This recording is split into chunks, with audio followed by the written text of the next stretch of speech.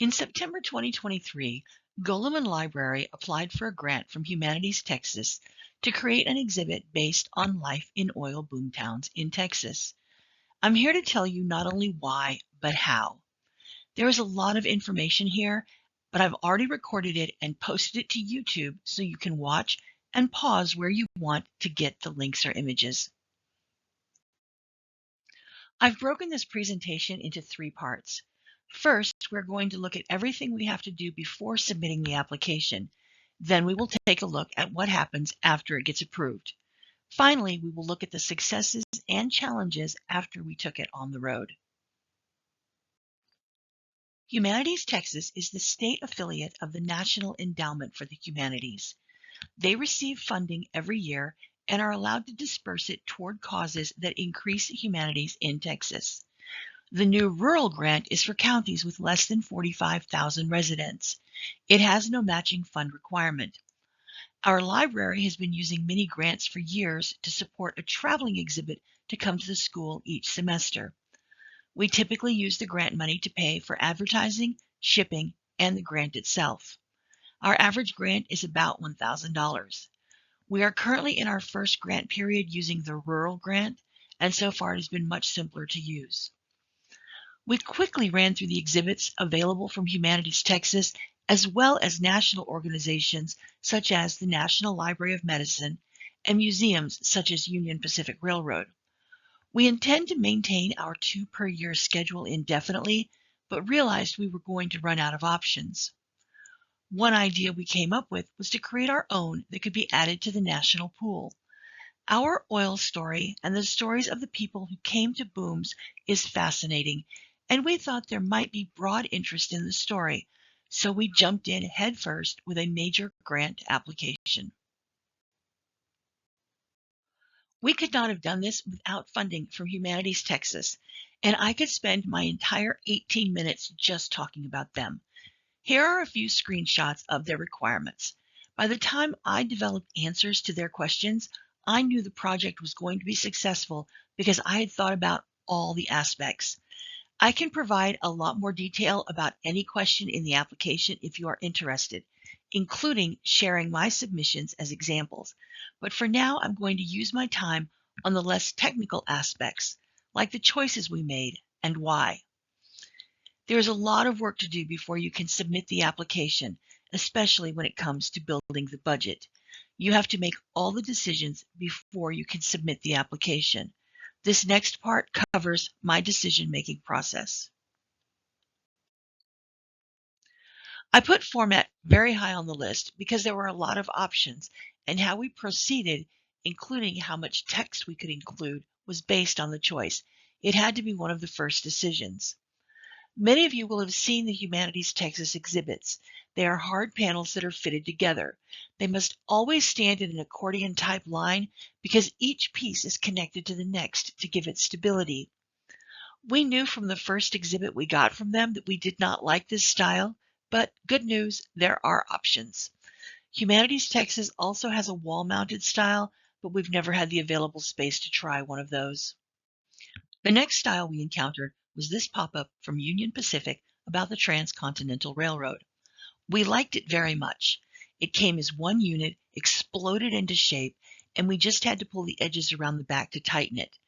This was what I first started looking for when we began planning. In the end, we did not go with this style, mostly because it is not as flexible as the option we did choose. This one has one shape. If your space does not fit it, too bad. The choice we went with is the retractable banner. These are photos from 2 different exhibits. One is from the National Library of Medicine on medical experimentation. It came in both Spanish and English, and we knew instantly we would always take that option if possible. It is configured in an accordion shape here. The other is from the Great American Songbook Foundation. You can see we configured it in a star shape.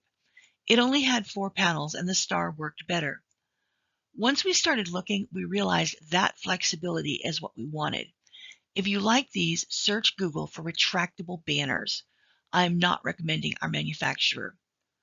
Using these 2 exhibits as examples, we were able to judge how much space we would have for text and images giving us the information we needed for the next steps. The next decision was size. How many panels? We knew from the beginning that we wanted to go with Spanish and English, like the Frankenstein exhibit. Essentially, that would double the number of panels.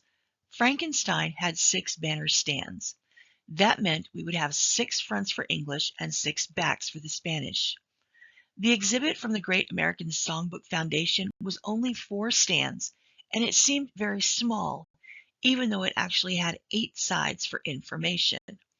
We went with 6 stands. The subject matter was of particular importance, and we had to know what we were talking about and explain it in detail in the application. If we did not tell the right story, what was the point? We specifically chose to only discuss life during the booms. What was it like for the families and the workers? In the end, we did deviate from that some because the story needed more context in some places, but we tried to bring it back around to daily life every time. Because the funding is meant to increase humanities scholarship in Texas, Humanities Texas wants evidence of professional research and peer review. I am an expert in some of these areas, but in others I was weak, so I coordinated with several people I knew from conferences very much like this. Each had portions to write in their subject expertise, and the others would peer review them and check their research. I will discuss the problems with this when I get to the problems section, but getting my subject matter experts to actually contribute what they promised was an obstacle I did not overcome. These are the people who actually did help. Humanities Texas wanted a pretty thorough marketing plan as part of the application. We knew we would not be asking for marketing money because that would fall outside our 6-month window, but we still had to show that marketing would take place. I created a sample press release that is sent to local media and social media. This example is from our opening reception. I edit the press release for each different thing I send it to. One significant part of our marketing plan was to put the onus on the recipient. When we borrow an exhibit, we expect to do our own advertising. We know our local resources and how to position our news to the greatest effect. It is written into our lending policy that the organizations we lend our exhibit to are going to do their own advertising. Since this was intended to be a traveling exhibit, we had to identify where and when it would travel for the first year. Coordinating with schools, museums, and local festivals was a necessity. We had a pretty good idea of what we wanted to do, which included visiting all the county schools. We've gotten about half so far and have more on the schedule. Those are day trips, as are all our local festivals. It has been to 2 museums for several weeks each. We wanted it to travel to other places, like this. I picked it up from the East Texas Oil Museum in Kilgore yesterday, where it had been since the end of January. Coming up, we're going to a Midland Rockhounds game. When I asked for permission to use their logo, they also wanted the exhibit to visit. A list of places it would visit in the first year was important, and we had to get acknowledgement from all those places that it would be welcome. Humanities Texas does require cash or in-kind contributions for major and minor grants. So for the major grant, you will have to calculate how much your organization will spend in time, personnel, and resources. This is my budget request as submitted. So you can see how I broke down everything. They have a very specific description of what falls into what category, so read the directions. The bottom line on this is that I spent as much time before the application was submitted as I did after it was approved. Do not expect the grant application to be written in a few days. Gathering all the support letters and information took me about 2 months. Of course, having a thorough plan going in made everything easier afterward. And so we were approved. That was half my slides. So you can see the real work comes before you even get the grant approved. Next, my original estimate was for 4 small sections per panel, including an image for each. Using the font size I calculated from other exhibits, I thought each section would be about 150 words, so I set about creating text. The images on the outside are of my first draft set next to the final version. Once I started working with the graphic designer and saw how much space I would really have, I got out the scissors. The final result is about half of what I originally prepared. My biggest concern was cutting out so much information that it would end up confusing. Because of problems with my humanities experts not providing the promised support, I ended up writing almost the entire thing myself. That made it even more important to get that peer review and feedback so that my voice was not the only one heard and to make sure nothing was confusing. I tell my students that even though we know what we intend to say, get someone else to check your work so they can see if you really said it. Translation was one of the parts that went smoothly. We are a designated Hispanic Serving Institute and have several native Mexican speakers on staff. They graciously translated everything I asked, with one staff member translating and another double checking. Now, we've all read things in English that don't sound quite right because the translation is not really up to standard, but I am confident ours sounds right in Spanish. I did end up going back to them several times because the project was bigger than I anticipated.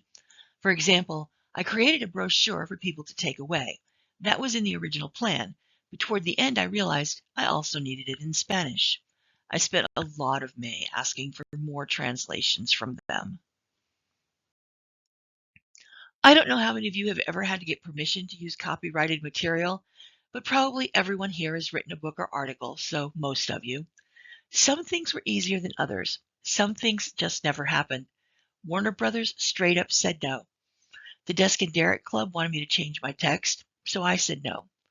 One museum wanted $1,200 for the image I wanted. No, thank you. The Midland Rock Hounds were so excited, they invited me to bring the exhibit to a game. I was fortunate that most of the images I wanted were old enough to be copyright free. The most common problem was simply not getting a response, so where possible, I searched for Creative Commons images that were similar to what I wanted. Where not possible, I just dropped the image entirely. Start early. Big organizations often take months to process a request through their legal department, even when you're clear there will be no profit from the image use. All of these must be in place before you go to manufacturing. Ranger is very rural, and finding someone in our area was a challenge. In the end, I did go with the closest option, and we were very happy with her. On the upside, when have you ever done business with anyone who came in under budget? I shared the one idea I had, she ignored that vision, and came up with something we loved.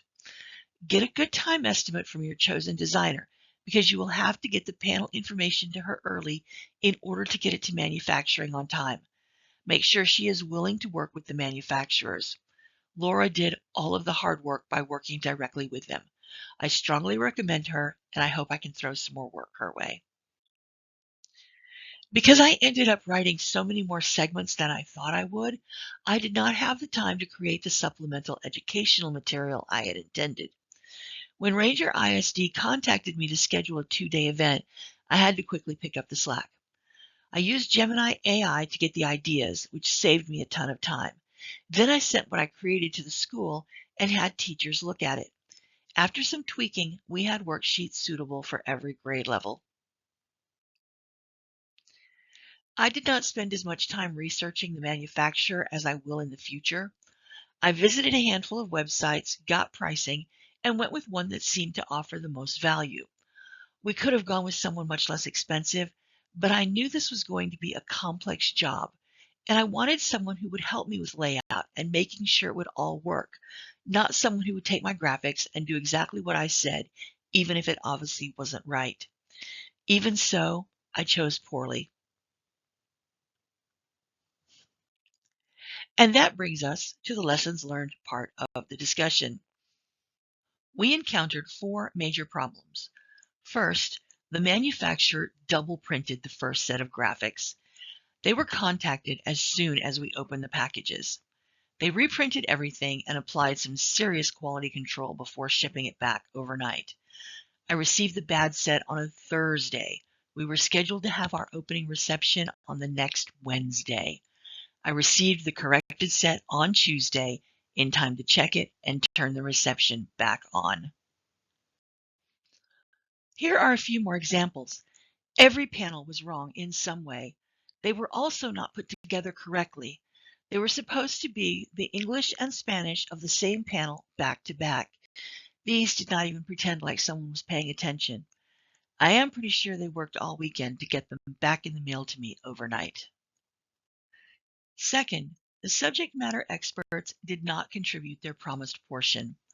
We overcame this by me writing most of the narratives and getting many history professors and local historians to peer review the information and English professors to edit everything. Third, I got attacked by a lawnmower and crushed my foot. I will be happy to tell that horror story over drinks tonight, but this was solved by calling in my kids to do the physical part of setting up at events. Fourth, the exhibit was unsuitable for outdoor exhibition. Wind was a problem everywhere. In this venue, we were up against these ridiculous cow lanes. The only place to tie off was on the rail, so we were unable to put up the Spanish side. I ended up leaving here after only a few hours because I was afraid of damaging the panels.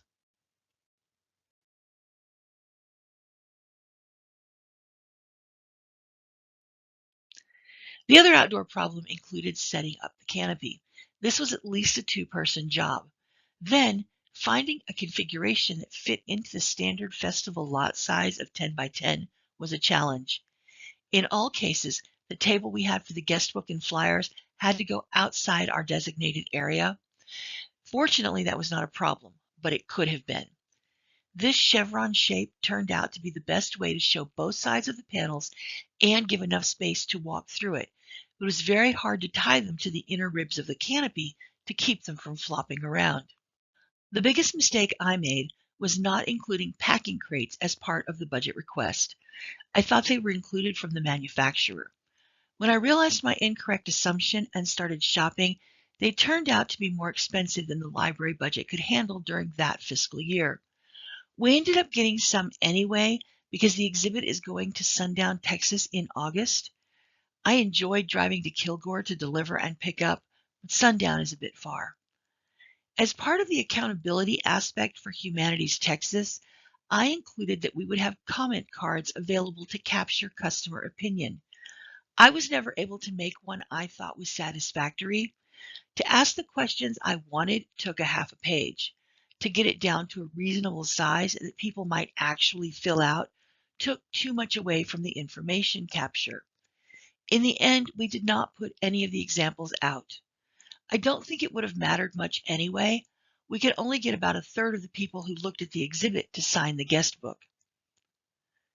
Think about your grant period. Humanities Texas does not allow more than one grant to be open at a time.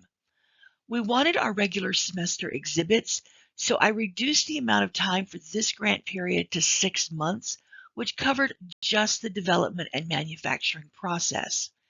With activities and shows, it really took about a year, and those events could have been funded if I had asked. The accessories made all the difference in how we were able to transport the exhibit. We got a sewing machine case that holds the brochures, rubber bands, zip ties, tablecloths, guest books, pens, all that small stuff. We got the big garden cart to haul the exhibit and the table, put logos on them. 1/3 of Texans speak Spanish, and I made this exhibit to reach as large a market as possible.